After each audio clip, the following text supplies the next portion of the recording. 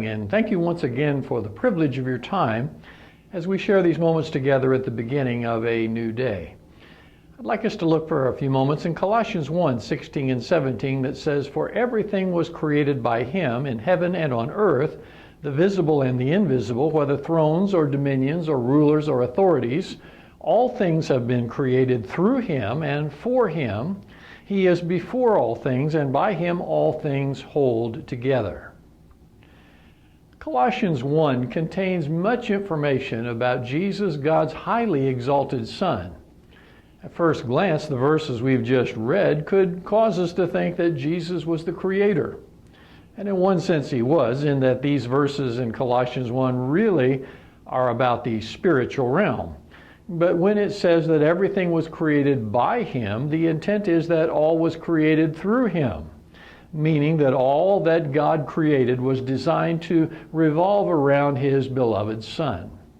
Thus, Jesus is before all things in that he's the highest priority in the plan and the purposes of God. We read that by Jesus all things hold together. So we might say that Jesus is the glue that holds everything together. And there's a very personal application here for each of us. It is Jesus who holds everything together in our lives. Without him, we're destined to fragment and to divide, to be pulled here and there by every fickle trend and whim that the world throws at us. I've heard comments occasionally made about how he or she really seems to have it all together. Well, that certainly can be said for someone whose life centers around Christ as their Lord. He literally holds life together for those who entrust their lives to him. Someone has said that the reason that you haven't lost your mind and that your faith is not shattered is because Jesus is holding the fabric of your life together. For those who belong to Christ, this is absolutely true. The fact is, there are some times when we feel like everything is really falling apart. Some crisis or tragedy threatens to cause our lives to implode or explode, fragmenting into irreparable pieces.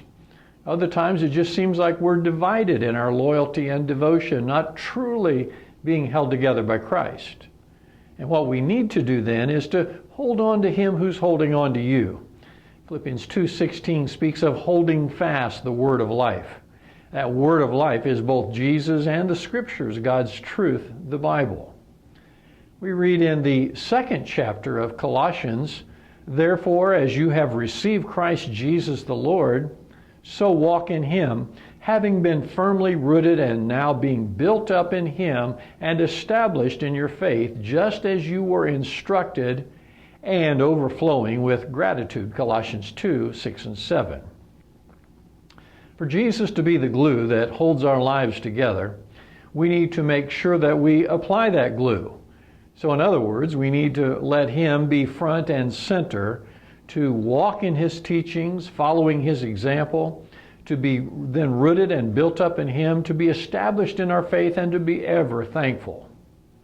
At the beginning of this new day, we have the opportunity to recommit to letting Jesus be the glue that holds our life together. He is the glue in the bottle, so to speak, that we need to very deliberately apply. And we do so by simply inviting him to hold our lives together and to control our thoughts and our actions. As we respond to him, our lives truly will be held together. May you find strength and encouragement in being bonded to Christ as you live for him today. So thanks once again for allowing me the opportunity to share this time with you. God bless. Until next time.